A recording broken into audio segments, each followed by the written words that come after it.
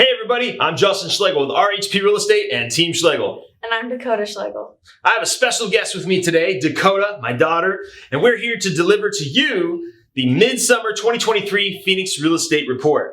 Dakota, how's the weather been? It's been pretty hot. It has. The amount of days above 110, setting new records, all that kind of stuff. The real estate market, on the other hand, not quite as hot, a little cooler. So let's dive into those numbers. So right now in Maricopa County and a little bit of Pinal County, so what we consider the Valley, there's just over 6,700 active single-family detached properties. That number has been trending downward since last October, so we don't have an abundance of inventory in the market.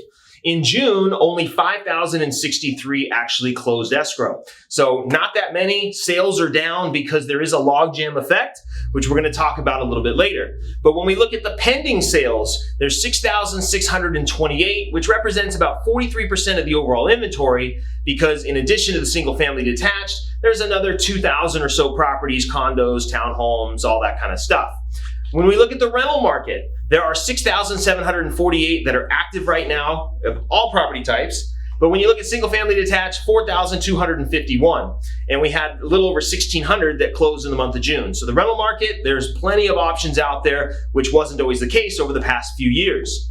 How about interest rates? What are they doing? They've been up, down, everywhere. All around, right? Yeah. Yeah, so interest rates, the first week of this month, they had shot up. Were the highest level that we had seen since November of last year. But since then, they are slowly moving their way down. We're in the upper sixes for conventional for most buyers, but lots of variables when it comes to that.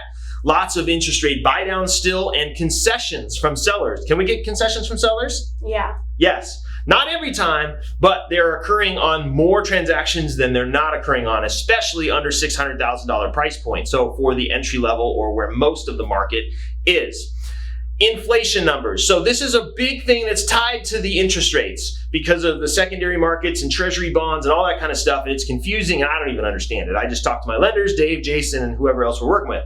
So when it comes to inflation, we've seen that the price for goods has been up for long enough now that the inflationary numbers are actually tracking downward, and they're in a good spot when it comes to what the Fed is looking for. So we do have optimism that interest rates are going to settle down and they're going to reach a point where we're going to have hopefully buyers come back out in droves, and sellers that want to move, they are going to actually be able to make that move because they know that, hey, we can go buy something else at an interest rate that we're tolerable with, not necessarily the same 3% that they have today, but if we could get that 5.5, I think that's kind of the sweet spot in our market. So that's created this logjam where you've got people, sellers that want to move, but they're not because of the interest rates or skepticism over the economy, etc. But I think we're going to get over that hump here, and I think 2024 is going to be a pretty good year, don't you? Yeah.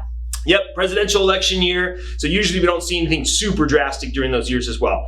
So appreciate you watching. Hope you guys have a great summer. Thank you for watching again. Have a great day. And let's chat soon.